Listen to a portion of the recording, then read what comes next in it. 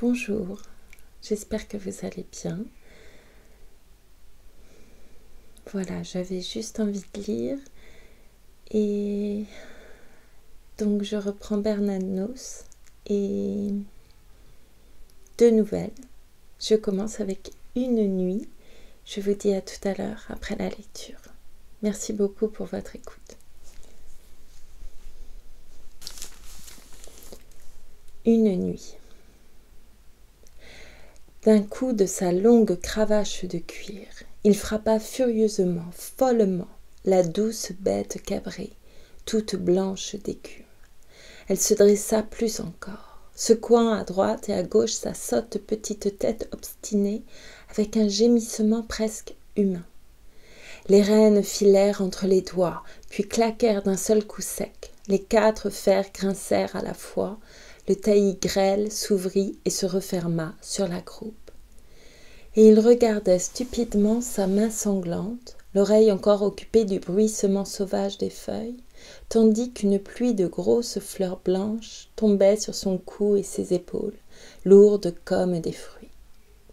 Le tonnerre du galop roula quelques instants encore à travers l'immense désert d'arbres, puis se confondit par degrés avec la respiration plus vaste du soir.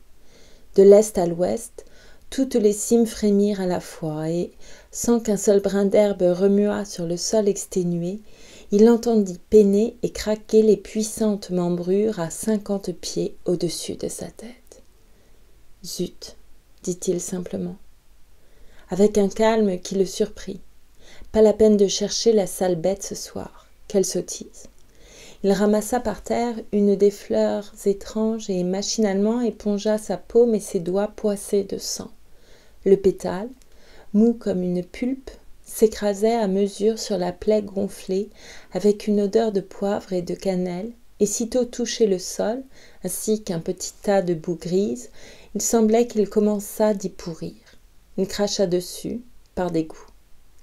D'ailleurs, la rumeur d'en haut s'enflait peu à peu, déferlant d'un horizon à l'autre sur des centaines de lieues de feuillage peut-être.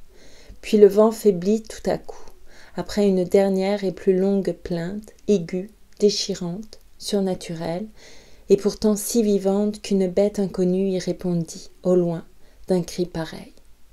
De l'humus noir et vénéneux, gonflé de toutes les fécondités de la corruption, crevé çà et là, ainsi qu'une pâte qui fermente, de grosses bulles livides, d'énormes champignons phalliques, sortait une espèce de buée pesante, à hauteur d'homme.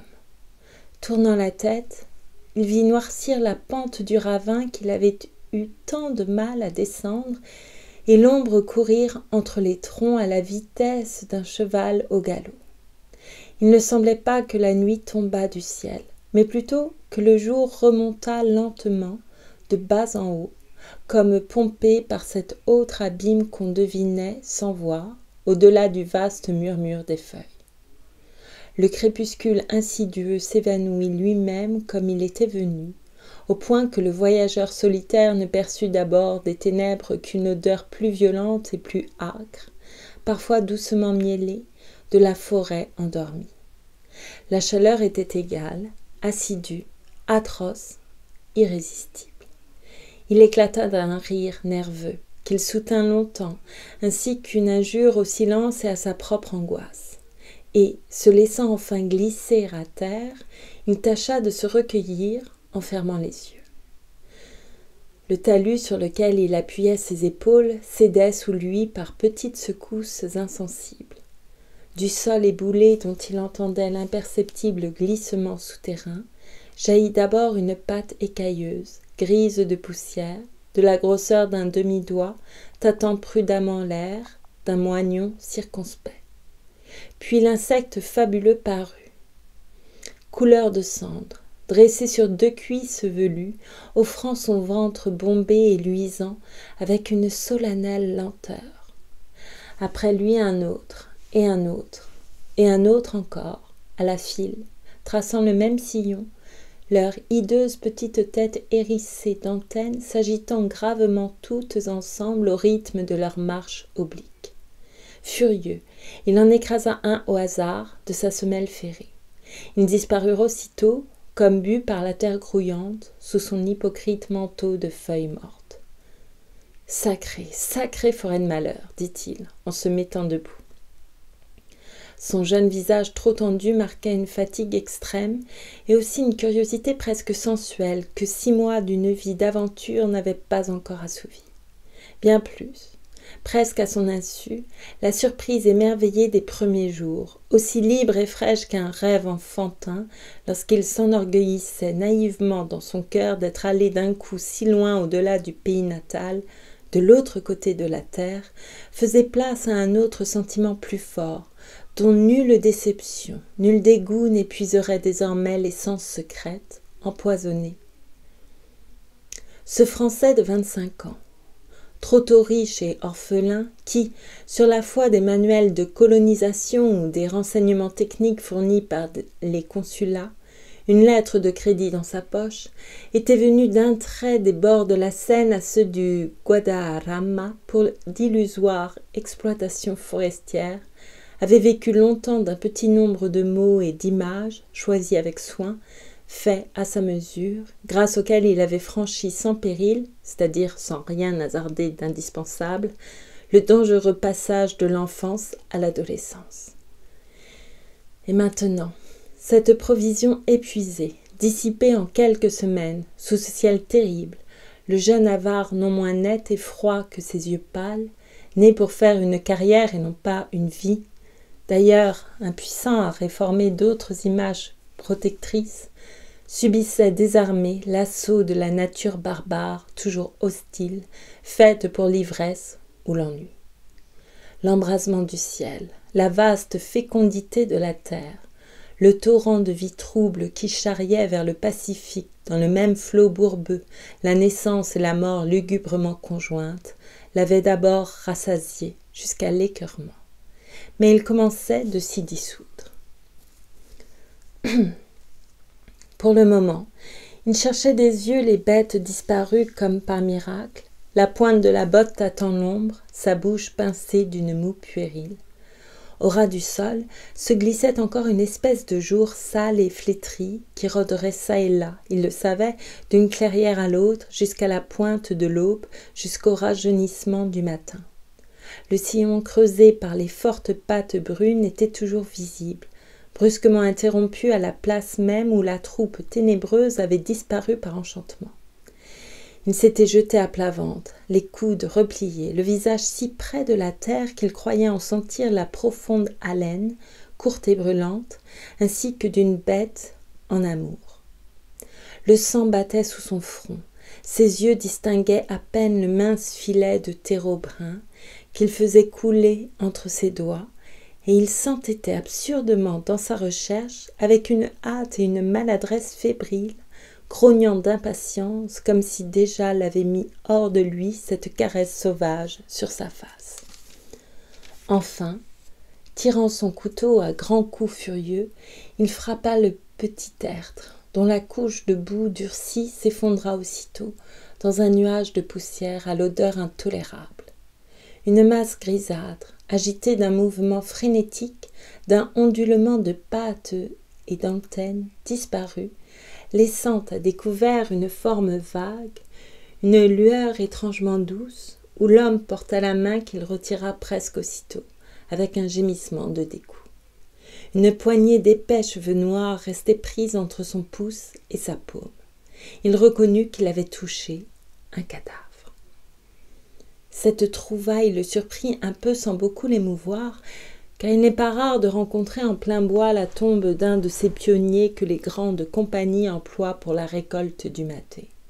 De l'extrémité de sa botte, il écartait doucement les brindilles et les feuilles, dégageait l'humble tête bizarrement pelée et ridée, à peine entamée par les tenailles et les mandibules des petits fossoyeurs, sans doute à cause de l'enduit d'argile rouge que les ensevelisseuses indigènes modèlent de leurs mains de singe sur la face des morts.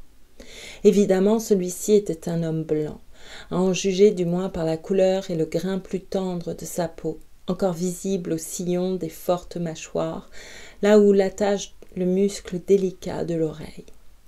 Mais comment se trouvait-il ici, sans un peu de terre, sans un nom, sans une croix? Un crime peut-être? Il en était là de ses réflexions lorsqu'il crut entendre le frôlement d'un corps à travers le taillis, deux bonds amples et légers, un grand soupir. Puis tout se tut de nouveau. Son premier mouvement fut de se jeter à plat ventre derrière la tombe. Il n'eut que le temps de tourner autour du tronc d'un chêne.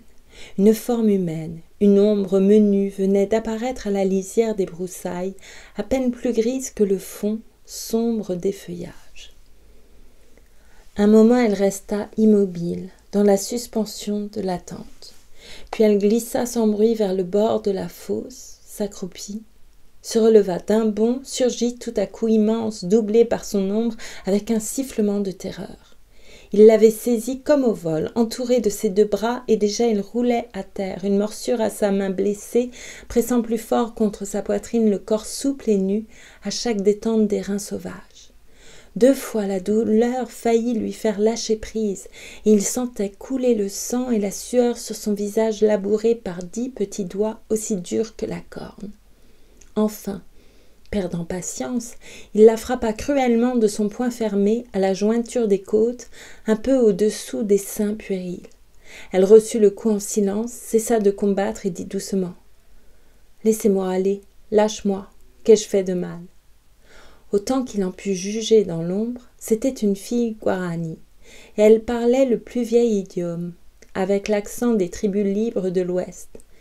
Il noua autour des minces poignets, par prudence, la longue lanière de son fouet. Puis, choisissant péniblement ses mots, car il ne savait du dialecte millénaire que ce qu'il est convenu d'en apprendre dans la grammaire du jésuite Lalmonde. « Le mort, fit-il, le mort ici, qu'est-ce que c'est, hein ?» Elle le fixa un moment de son regard calme, sans prêter la moindre attention à ses liens. « Couvre-moi, dit-elle, cette fois en espagnol, j'ai honte. » Elle montrait des yeux l'étoffe de coton, souillée de terre à ses pieds. Il la lui jeta sur la tête et les bras toujours tendus, immobile par un simple mouvement des épaules et des hanches, elle entra dedans avec une souplesse barbare. Il se tenait si près qu'il sentait sur sa joue le souffle de la bouche barbouillée de cannelle, dont on voyait l'écorce aller et venir à la pointe de ses petites dents. La tombe ouverte était entre eux. La tête corrompue luisait toujours au fond du trou béant. Elle posa dessus son pied nu. « Mon maître, dit-elle. » Il n'y a qu'un mot dans sa langue pour désigner le maître ou l'amant. « Pourquoi l'as-tu déterré ?» reprit-elle en espagnol. « Les bêtes le prendront, c'est moi qui l'ai mis là. Il n'y a pas beaucoup de terre là-dessus. Je suis trop petite. » Tu ris, je ne mens pas. Une mule l'a portée jusqu'ici. Elle frappait du talon avec colère. Mais c'est moi qui ai creusé sa fosse. Une vraie tombe. La tombe des hommes de mon pays. Sur sa poitrine, tu verras, j'ai mis un bison d'argile. Host est un homme beau et fort. Délie-moi les mains. Je poserai une grosse pierre sur sa pauvre tête et tu pourras tasser la terre autour avec tes bottes. « Tiens-toi tranquille, vilain singe, fit-il durement. Je ferai bien l'affaire sans toi, et puis je saurai si tu m'as dit la vérité. À qui es-tu maintenant ? Au seigneur Alaouig, répondit-elle. Je te conduirai quand tu voudras. Sa chambre est à un demi-mille là-bas. Au jour, tu la verrais rien qu'en grimpant jusqu'à la première branche de ce pin. Ah, tu peux te fier à moi, je ne mens jamais. Et qu'est-ce qu'il fait, ton seigneur Alaouig ? Il est venu d'Ascania, de très loin, à la dernière saison, avec cet homme mort, pour récolter le maté. À présent, il ne fait rien. Il va mourir aussi. Quelle histoire, dit-il. Avant de te délier, je vais toujours mettre un peu d'ordre ici. Sois sage. Si tu bouges, je te tordrai le cou. Regarde, tu m'as mordu jusqu'à l'os. Il tendit vers elle sa main déchirée, sans qu'elle daignât lever les yeux. Alors il lui mit sous le nez la plaie fraîche, et comme elle rejetait la tête en arrière, il appuya sa paume brutalement sur sa bouche frémissante.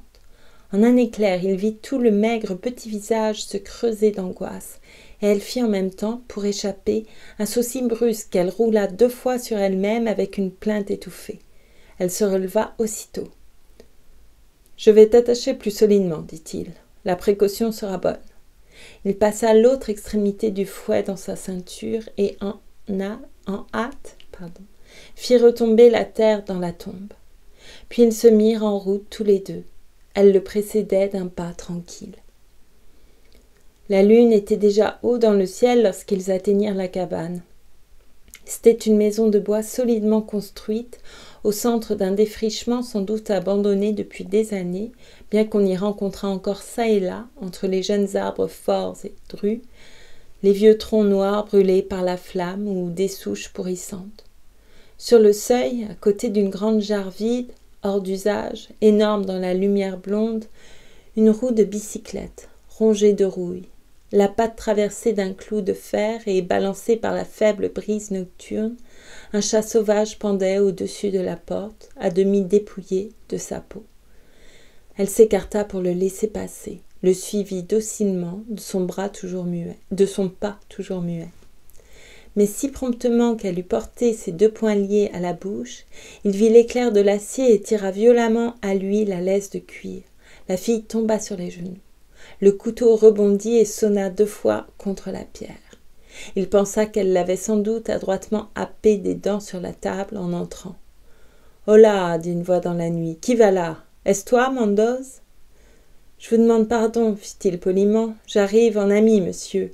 J'ai trouvé par hasard une jolie bête d'une espèce très particulière. Je pense que vous ne serez peut-être pas fâché de savoir ce qu'elle faisait, si loin de son maître, en pleine brousse, le soleil couché sur la tombe d'un camarade.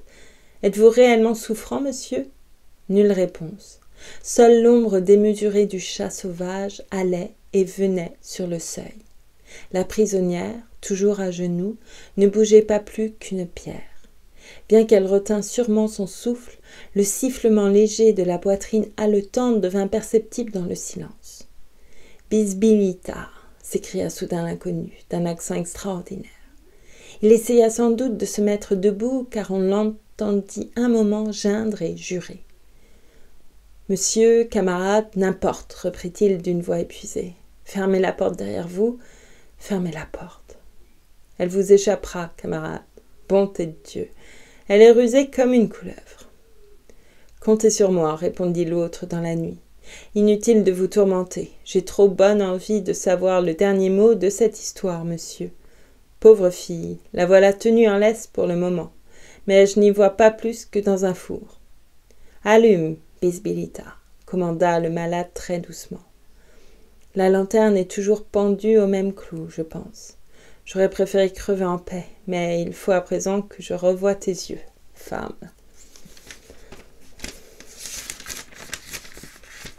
Elle se releva silencieusement et les bras tendus vers son gardien.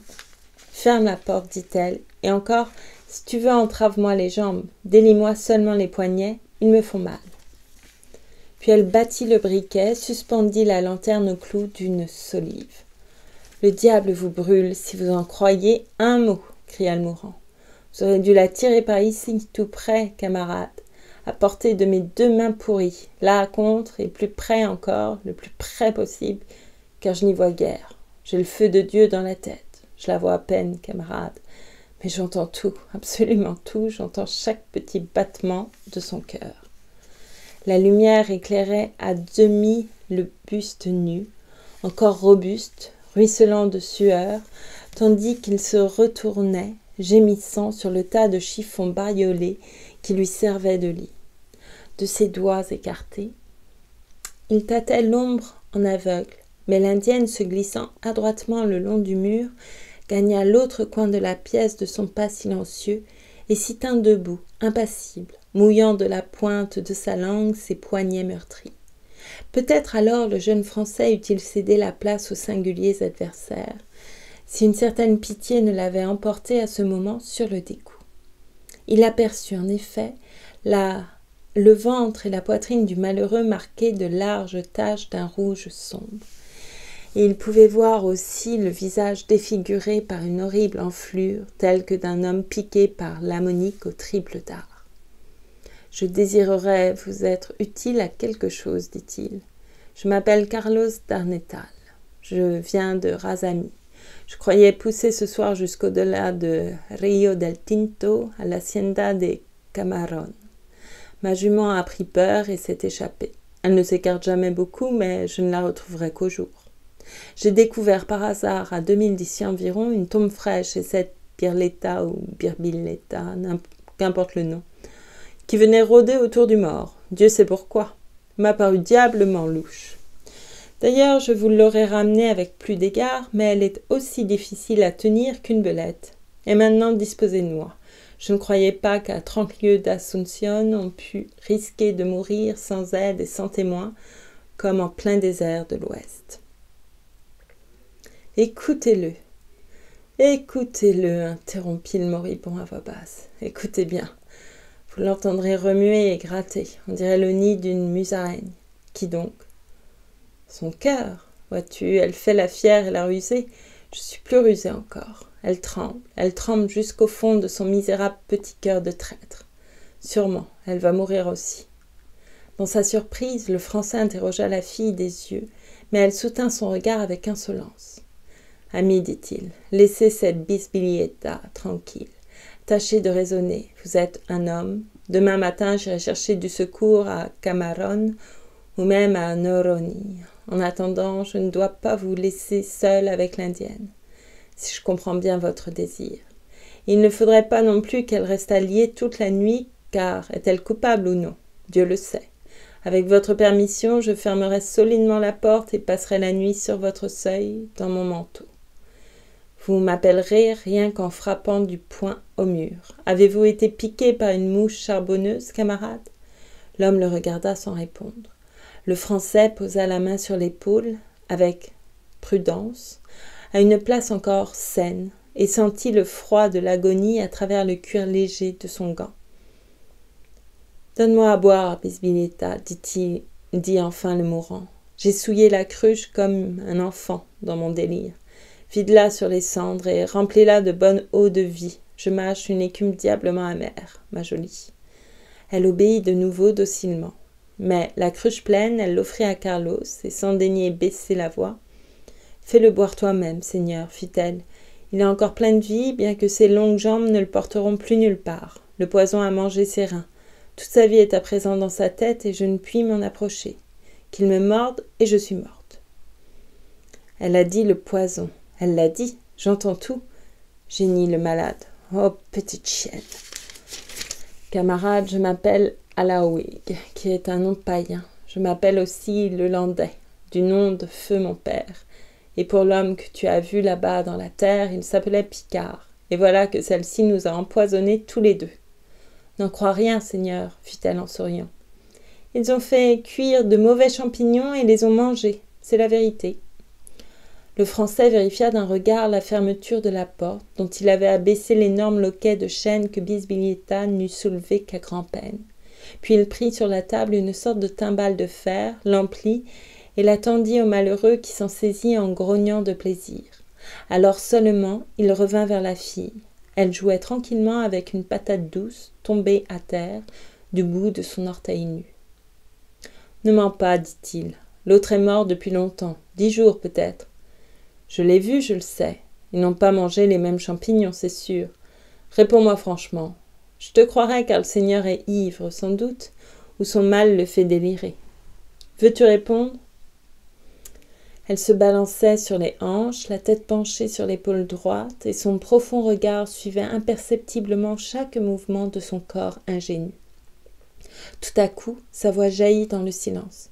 « Demande-lui d'abord ce qu'il a fait de l'homme blanc, son compagnon. Pour lui, je te dirais, c'est un métis. Sa mère était une femme de ma tribu, une mendiante, une esclave, rien. Quel chien aurait seulement léché sa main noire? Elle se tut et gémit, car le gobelet de fer, lancé à toute volée, venait de l'atteindre au-dessus des sourcils. Ne l'écoutez pas, monsieur. Ai-je l'air d'un sauvage? Faites la terre, camarade. J'aime mieux 1000 poisons sous ma peau que ce filet de voix douce dans ma tête. Bisbillitta. Il s'était traîné hors de son grabat et gisait maintenant au milieu de la pièce, parmi les chiffons éparpillés, roulant terriblement les épaules et tâchant de tirer après lui ses cuisses mortes en pleurant. Camarade, son père, à elle, était un voleur guarani, un pillard, un chef d'assassins aux longues oreilles, Dieu nous punisse pour avoir amené avec nous l'orpheline en croupe à travers tout le Chaco. Je vais encore te dire, elle fait la sauvage aussi, mais elle a été instruite. Elle qui te parle, oui. Elle sait lire et compter, je le jure. Elle a été 1 an chez les pères de la Merci, camarade. Malheur sur toi, répliqua la fille livide. Tu ravaleras en mourant toute cette écume. Seigneur, il a voulu de moi, telle est la vérité. Je le méprise, bien que je sois sa servante. Il était jaloux de l'homme blanc. Ils se sont enivrés ensemble, puis il l'a tué. Et moi, à présent, je le fais mourir. Le poison l'a déjà tout consumé. Aucun dieu ne le sauverait.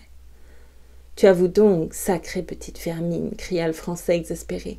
Cette fois, je m'en vais te ficeler comme un jambon. Elle fit aussitôt un bond immense, mais Darnetal s'était déjà rué vers la porte. Une longue minute, ils restèrent immobiles, face à face, d'une extrémité à l'autre de la vaste pièce vide, respirant avidement, mêlés aux vapeurs de l'alcool, l'haleine terrible de la nuit. Alors le Français saisit son fouet par un bout et, brandissant la lourde poignée de cuivre, la fit tourner comme une fronde. « Attention, prends garde !» geignait le moribond d'une voix suppliante. « Ne lui fais pas de mal, ne brise pas sa tête chérie.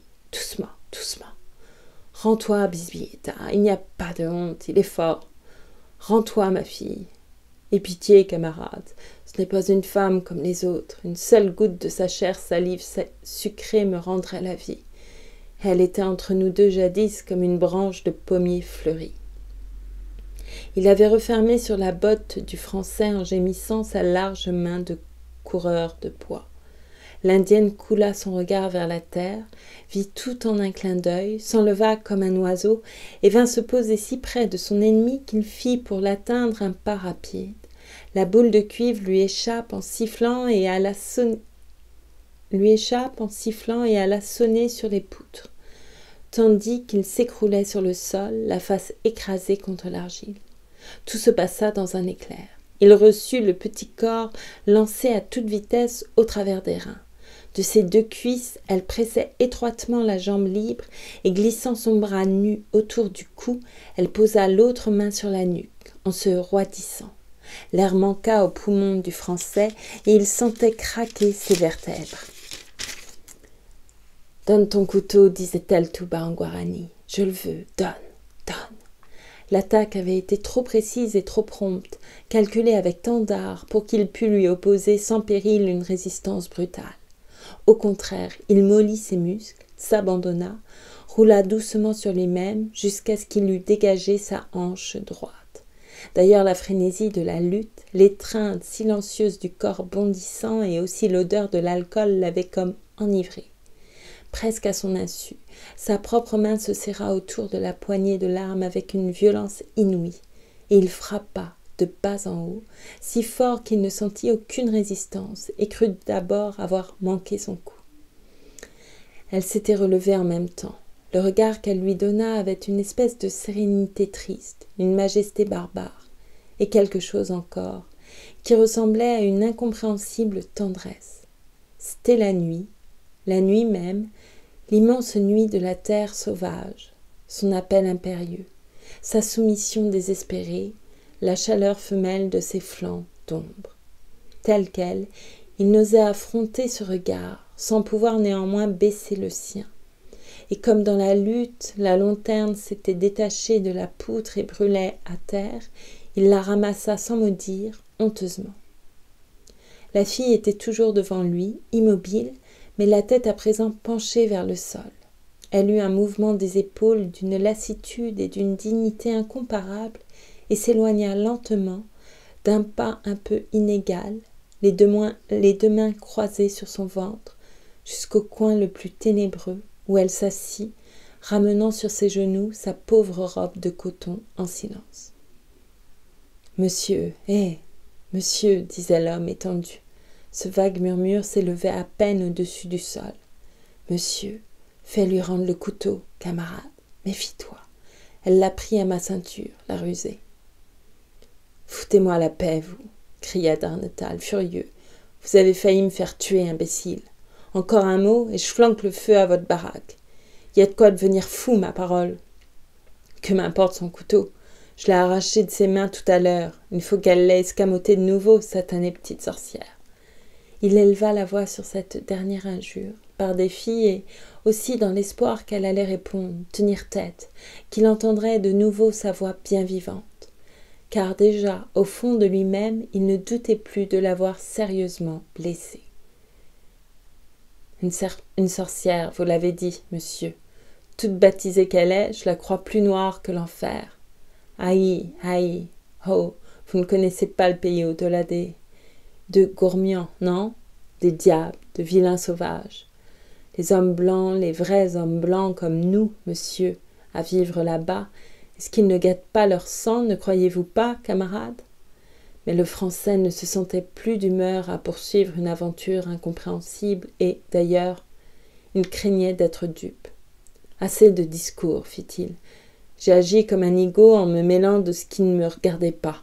Bien malin celui qui saurait, d'elle ou de vous, qui est le menteur, car peut-être étiez-vous d'accord pour me tuer et me voler, hein? Oui, oui. Et qui donc a tenu ma botte quand je sautais sur la petite gueuse tout à l'heure? Dès demain, je vous flanque la police d'Assomption au derrière. On saura si vous tombez ou non de la lune. Car je donnerai ma tête à couper et que la bicoque n'est pas à vous. Néanmoins, il se peut que vous soyez sérieusement malade, et je ne suis pas un type à laisser par terre, sur le dos, comme une tortue, un homme qui va mourir. Si vous en êtes capable, liez-moi les mains autour du cou. Je vais tâcher de vous porter jusqu'à votre lit. Mais il ne put retenir une grimace de compassion lorsque le moribond tendit ses bras avec la docilité d'un enfant. Le regard aveugle exprimait la résignation, la honte, une soumission presque abjecte. Maintenant toujours l'homme pressé contre sa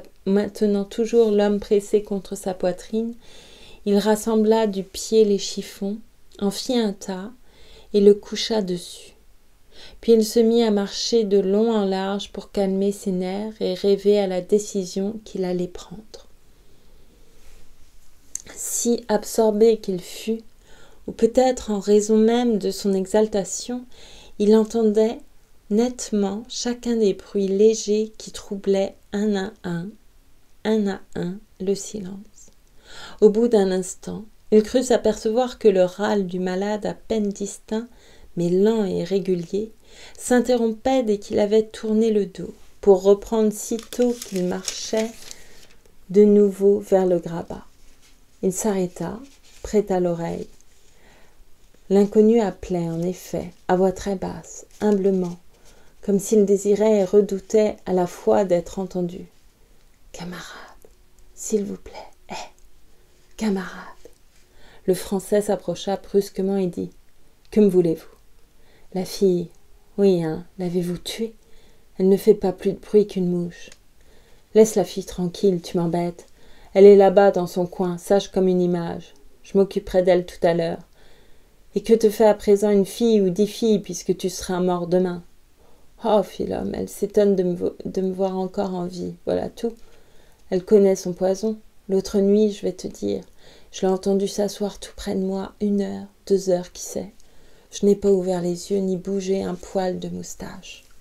Quand elle se penchait pour mieux voir, je sentais son souffle sur ma joue. J'étais encore vigoureux, j'aurais pu... Mais alors le semblant a parlé, camarade, tu ne crois pas? Mon vrai semblant, je le jure, ainsi je l'ai épargné. Un Espagnol, tu penses, un de ces singes aux poils noirs, dis-moi, ne l'aurait pas étranglé? Car il est sûr qu'elle m'a fait mourir, je le sais. Excuse-moi encore, camarade. Tu n'as ni le teint ni l'accent des hommes de ce pays. Il faut que tu sois russe ou allemand.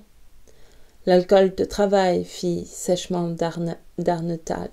Tu ferais mieux de dormir, qui sait, le médecin viendra peut-être et te sauvera. Aïe, aïe, celle-ci en sait plus long que le médecin, sois sûr. Il n'y a pas de salut pour moi. Que m'importe, je l'ai voulu. La police montée d'Assomption mettra-t-elle le nez dans mes affaires? Je n'ai de compte à rendre à personne, sinon peut-être à ce mort que tu as vu dans la terre. Et pour l'alcool, sache qu'il m'empêche de souffrir. Voilà mon ventre gros déjà comme une outre, et je n'ai encore presque rien senti. Un dernier mot encore, camarade. Tu parles espagnol avec un certain accent. Es-tu français ? Je suis français, en effet, fit Darnetal, et il ajouta par moquerie, cruellement, et toi ? Nous sommes du même sang, dit l'homme tout à coup dans son prétentieux jargon, mais aussi d'une voix si lente, si profonde, que le rire du jeune homme sécha littéralement sur ses lèvres. Mon père était un seigneur français, vieux et sage. Il avait combattu et tué jadis, à ce que je sais, un de ces soldats qui portent de l'or dans une sacoche, et il a été condamné par des juges de ce pays, car il y était craint et redouté. Puis il s'est échappé par un radeau, à travers un fleuve immense, là-bas, à des centaines et des centaines de milles vers le nord. Et il est venu vivre en homme libre, au-delà du Rio Colorado, loin de ses ennemis, hors de leur portée. Pour moi, je l'accompagnais sans cesse, je ne l'ai quitté non plus que son ombre, et il m'a fait telle que je suis, depuis ma jeunesse jusqu'à ces derniers mois. Le croirais-tu ? Je n'ai connu d'autre homme véritablement blanc, sinon celui-là dont tu as ouvert la tombe. Et il n'était pas des nôtres, je le jure. Qu'importe un chien de plus ou de moins. Sans doute je ne sais ni lire ni écrire, bien que je puisse compter sans me tromper, à la manière des sauvages, et cependant j'ignore pas que notre peuple est un grand peuple, supérieur à tous les autres, qui a vaincu les Anglais et coupé la tête même à son roi Napoléon. Quelle ville peut être comparée à Paris ? Je te demande. Et mon père était né dans une autre belle cité qui se nomme Saint-Tropez. Je sais encore que nos femmes sont les plus belles du monde, redoutées même de la police indomptable et pourtant généreuses et magnifiques envers leurs amants. Voilà longtemps que je remue ces idées dans ma tête, car le poison m'est sorti sous la peau il y a un jour et une nuit, et alors j'ai connu que la chasse était finie. Donne-moi à boire, laisse-moi boire tout mon soûl, hardiment. Heureux sois-tu dans ta jeunesse, pour être venu de si loin vers moi à une telle heure. Il convient désormais, camarade, que je m'applique à mourir selon les coutumes de notre nation. Es-tu fou ? Dit sottement Darnetal, penchant vers le grabat son visage sans rides. Rêves-tu ? Je te donnerai autant d'alcool que tu voudras, pourvu que tu me laisses en paix avec ces sombres histoires. Il n'est pas temps de mourir, mon vieux, mais de te reposer. Je filerai vers Camarón dès l'aube. Aïe, aïe, gémit l'homme. Je vois que tu me méprises. Il laissa retomber ses épaules sur les chiffons sordides. Sa pauvre bouche écumeuse remuait terriblement, sans qu'il parvint d'abord à proférer aucun son. Puis il glissa son bras droit sous ses reins, en grinçant des dents, soit d'impatience, soit de douleur, car il semblait que son torse ne fût plus qu'une masse pesante. Le Français avait lui-même dégagé sa propre épaule, par prudence, et il suivait tous ses mouvements d'un œil agile, le poing fermé. Le clair de lune, tournant autour de la hutte, projetait maintenant jusqu'à eux l'ombre immobile de l'Indienne. Enfin, la main du malheureux reparut, tenant bien serré un petit sac de cuir brut, au poil usé, qu'il tâta longtemps des doigts. « Mets-toi devant, fit-il, cache-moi un moment. Elle est si attentive et si rusée. Vois ce sac, reconnais-le. Tu le prendras sous moi dès que je serai mort. Dès que je serai mort, tu le prendras. Il y a de quoi s'amuser plus d'une semaine à Noroni ou à Tuilto pour un garçon de ton âge. Cela est à toi, camarade, cela t'appartiendra. Je n'ai rien d'autre. Si tu daignes enseigner à un homme de ton pays ce que tes pères là-bas t'ont appris. Hélas, le mien reçut son coup au lever de l'aube et mourut le soir même, la tête fracassée. Loin de moi, son fils, entre les mains de vieilles femmes aux dents noires qui font la médecine des sauvages. Lui, un Français. Quoi donc, Camille ? Une mauvaise nuit est tôt passée, tu verras encore bien des saisons. Je t'offre un prix raisonnable pour cette affaire, je ne veux pas te mentir. Oui, nous ferons cette affaire ensemble, commodément. Le froid m'a saisi, je me sens déjà tout vide et bourdonnant comme un nid de mouches. Approche-toi de moi, je t'obéirai point pour point. S'il y a des paroles, je suis en état de les prononcer. Ami, je t'écoute. Pardon. La surprise laissa Darnetal sans voix, mais à son cœur se serrait cependant de pitié. « Je ferai ce que tu veux, dit-il. Je ne te quitterai pas cette nuit, et si la fille te gêne, je la jetterai dehors dans un instant. Par exemple, ne me demande pas l'impossible, je n'abuserai pas de ta simplicité. On t'a raconté des histoires, camarade, où tu les as rêvées. De ce côté-ci de la mer ou de l'autre, il n'est pas deux façons de mourir. Sans doute, nous aussi, nous avons nos vieilles femmes à médecine et nos sorciers, mais c'est bon pour les imbéciles. Je ne te cacherai pas que je ne prends plus au sérieux ces niaiseries. Ne te tourmente pas, reste en paix. Je te donnerai autant d'alcool que tu peux en désirer. Avec un peu de chance, tu passeras en dormant, camarade. Malheur sur toi, dit le moribond entre ses dents. Je ne t'ai jamais fait aucun tort, et tu refuses cela même qu'on ne peut refuser qu'une fois un homme. Je veux te montrer les papiers, des lettres écrites dans ta langue, une autre feuille avec des signes dessus et tout. Vois toi-même si mon père était ou non ce que j'ai dit. Et tu trouveras encore un livre que je respecte à l'égal d'un Dieu, car avec lui, il avait traversé la mer et il en avait grand soin, comme d'un charme. Dans sa hâte, il jetait une par une, sur sa poitrine nue, les pauvres reliques de son cœur, la photographie d'un cuirassier aux cheveux tondus, tenant son casque sur la hanche. À son petit trognon d'amour, disait la dédicace, le grand Louis. Quelques lettres amollies par le temps et la sueur, et enfin une bizarre feuille de service, datée et timbrée, sur laquelle Darnetal put lire, en écriture moulée de sergent-major, pénitencier de Fallory, journée du 27 août 1880. Troisième section, surveillant général Gros. Deuxième corvée de bois, liste des hommes. Et en marge, souligné au crayon bleu, ne détachez sous aucun prétexte les détenus Proust, Jeanne et Lelandais. À ce moment, la main du moribond, ayant tâté au fond du sac un livre relié de toile brune, se resserra dessus et il l'éleva péniblement à la hauteur de son front avec un gémissement enfantin. Puis il fixa sur Darnetal un regard dévoré d'inquiétude dont celui-ci put à peine supporter la prière muette. « Tout est bien, tout est en règle, balbutia le jeune homme, bêtement. N'aie aucun souci, tâche de dormir. »« Au nom de ton propre père, commença l'homme. Mais il n'acheva pas. Sa poitrine épuisée retentit encore d'une plainte terrible, inhumaine. Il tendit le bras. Son énorme et faible poing vint heurter le visage du Français, sans lui faire aucun mal, et retomba toujours fermé sur le sol ainsi qu'une boule inerte, avec un bruit mou. Et aussitôt le malheureux éclata en sanglots convulsifs. « Pardonne, Seigneur, supplie-t-il, pardonne. Je ne suis qu'un chien, je me traîne à tes genoux. Je te baise les pieds, ah, ce seul coup jadis. Il y a quelques heures encore, tu écrasais la face. N'aimes-tu pas l'argent? La fille a cousu dans sa robe un beau disque d'or qui pèse bien 10 goiseux. Je te le donne, tu le prendras. Aïe, aïe. Qui peut se vanter de tromper un seigneur comme toi, si sage? Tu le lis dans le cœur. Sûrement tu vois couler le sang dans ma peau, et il est vrai que j'ai bu le lait d'une sauvagesse. La maudite fille a dit vrai, Pispilita, ma jolie, petit serpent. N'assois pas misérable dans sa honte. Épargne celui qui a perdu la force.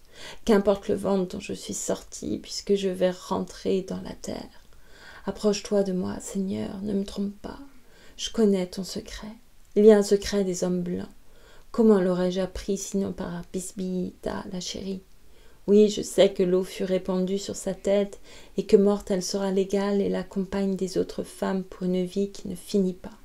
Et moi, hélas, j'ai vieilli parmi ces singes, méprisé même de mon père, bien que je lui fusse plus soumis qu'un esclave, et son commandement était dur. Pourtant écoute-moi, par le soleil qui luira demain, par ta célèbre nation, parce que tu as de plus sacré. Que dire encore? Par ta première femme, camarade, par la première femme dont tu as desserré les genoux, je te jure. Mon père était bien celui-là que tu as vu ici peint avec ses habits magnifiques. Les papiers très précieux lui appartiennent et il lisait de ses yeux dans ce livre que je tiens. N'ai-je pas le droit d'être fier d'un tel homme?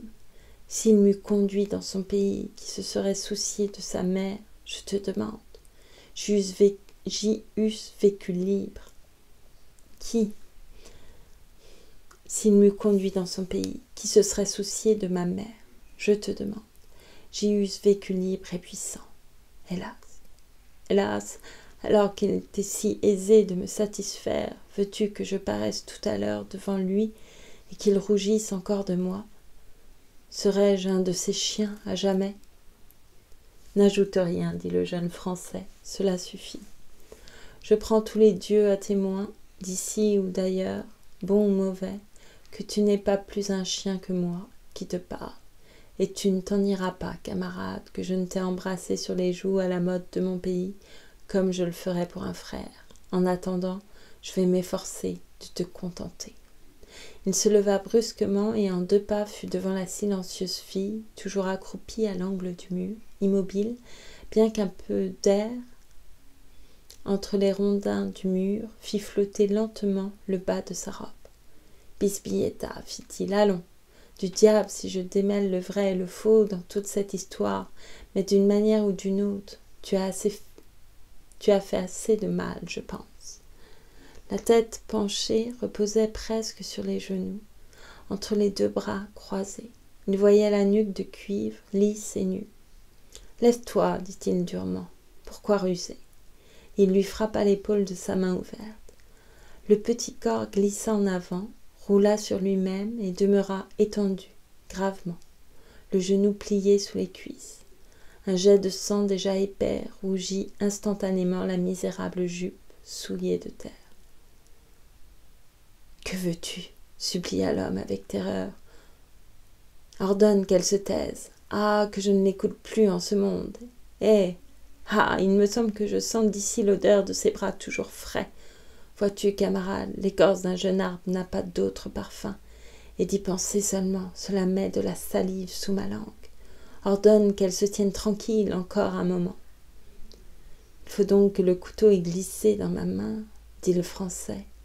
Une arme pour rire, un joujou. Elle est morte. » Il avait parlé presque à voix basse, et l'agonisant n'entendit que le dernier mot, car il répondit après un silence, mais avec un calme étrange. « Morte? Oh, tu ne la connais pas. Elle s'enroule parfois comme un petit serpent, et reste immobile tout un jour. Ce qu'elle veut ou ne veut pas, qui le sait? Laisse-la. Retiens seulement ce que je vais dire. Je te donnerai ce que j'ai promis. Les piastres t'appartiennent, tu en feras ce que tu voudras. Mais, décidément, tu mettras le livre avec moi dans la terre. De tout ce que j'ai possédé, c'est le seul bien qui ne m'ait jamais déçu. Que de fois j'ai vu mon père y lire en suivant chaque ligne du doigt, le visage riant, épanoui. Et mon père, même parmi les sauvages, fut traité avec honneur. Que n'eût-il pas été parmi les siens? Je veux que tu ouvres ce livre à la première page tout à l'heure, et tu épelleras chaque mot, très, très lentement, pour que j'entende à mon aise le langage de votre nation et les derniers ordres de mon père. À présent, fais toi-même ce que tu as promis. Quoi donc? Donne le secret. Donne le secret avant que je meure. Dans un instant, l'alcool, une pinte de cette eau de vie, camarade, ne pourra plus rien pour moi. Je dois te dire, commença le jeune Français, mais il n'osa poursuivre. D'un regard furtif, il mesurait la distance qui le séparait de la porte. Il l'eût franchie d'un bond, il l'eût percé à travers la broussaille comme une bête, il respirait déjà la nuit profonde. L'aveugle ramait doucement l'air de ses mains ouvertes. Le faible cadavre barrait le seuil du geste vain de ses bras en croix. Nul obstacle que la parole d'un moribond, sans doute coupable de meurtre, fils de forçat, voleur lui-même. Et pourtant cette parole lui parut tout à coup la plus solennelle qu'il eût jamais entendue, qu'il entendrait jamais en ce monde, impossible à éluder, d'une autre espèce. La naïveté même en était plus urgente et plus dure qu'aucune menace, qu'aucune espèce de malédiction. Elle mit littéralement le jeune homme à genoux, rouge de honte. Je dois t'avouer, camarade, ne me blâme pas. Comment t'expliquerai-je? Eh bien, là, oui, vieux frère, ne te fâche pas. Je donnerai 10 ans de ma vie, je le jure, pour être en état de t'accorder ce que tu demandes. Je ne puis te mentir. On m'a appris ces choses-là dans ma jeunesse, peut-être. Et si la fille avait parlé, quoi? Cela me serait revenu, sans doute. Il est vrai que les Français ont une religion ainsi que les sauvages. Beaucoup l'ont oublié, hein? Naturellement, il serait facile de te tromper. Je te verserai de l'eau sur la tête en bégayant n'importe quoi. Ce n'est pas possible, non. Mais écoute bien, camarade. Je sais du moins que ce Dieu est juste et bon. Il a pitié des hommes méchants et il est mort pour eux, cloué par les pieds et par les mains, en pleurant. Voilà ce que je sais. Recommande à lui ton âme. S'il existe, sois sûr qu'il a pitié de toi plus que moi-même, qu'il connaît ton désir et qu'il a déjà posé sa main sur ton vieux cœur plein de péchés. Ne m'en demande pas plus. Je porterai le poids de la faute, s'il y en a une. Dans sa surprise, le moribond avait réussi à se soulever un peu sur ses coudes et, la tête droite, il fixait sur les yeux du Français un regard aussi noir et attentif que celui d'un animal pris au fer.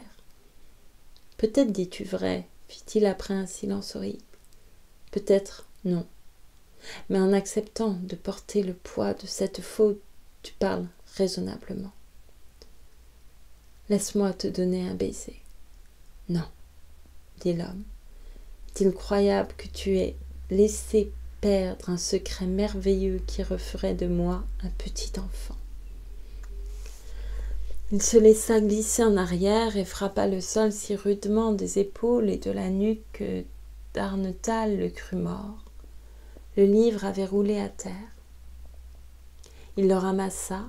C'était un de ces almanachs tels que les colporteurs en proposaient jadis aux ivrognes et aux belles filles, à la porte des cabarets sur les champs de foire, sots et sordides. Il s'ouvrit de lui-même aux pages les plus usées, noires de crasse, marquées çà et là d'un pouce énorme, aux chapitres sans doute lus et relus, 1001 blagues à faire en société, suivi de 100 manières de gagner l'apéro. Par Jean Loustic. Le jeune Français levait déjà le bras pour lancer l'absurde relique à travers la chambre lorsqu'il rencontra de nouveau le regard vide, muet, plein de terreur et d'une attente désespérée. La pitié surnaturelle et aussi un désir de se punir, de s'humilier soi-même, l'emporta sur le dégoût. C'est donc là, se dit-il, le dernier message du pays à l'enfant perdu, qu'il a tant cherché. Mais moi-même, qu'ai-je de meilleur à donner? Il lui parut qu'ainsi la mesure était comble, la misère parfaite, et que, dans l'extrême dénouement de cet homme, la miséricorde d'un Dieu allait éclater comme la foudre. Il prit dans la sienne la main glacée, y déposa pieusement le petit livre, tâcha de refermer dessus les gros doigts. Ils s'ouvrirent, malgré lui, et il reconnut que l'homme était mort.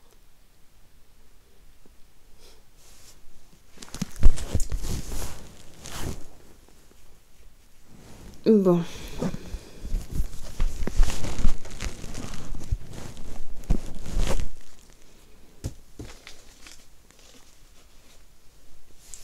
C'était moins évident que Madame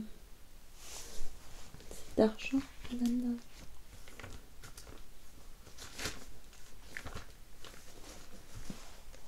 Madame d'Argent. C'était moins évident que Madame d'Argent.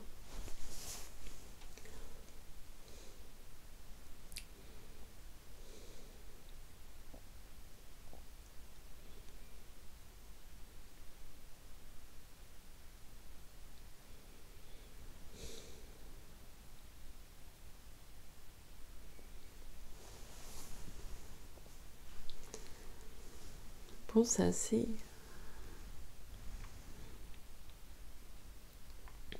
C'était pas la meilleure chose peut-être à lire avant de dormir. Entre le culte du viol et d'autres choses, je sais pas trop. Cette violence.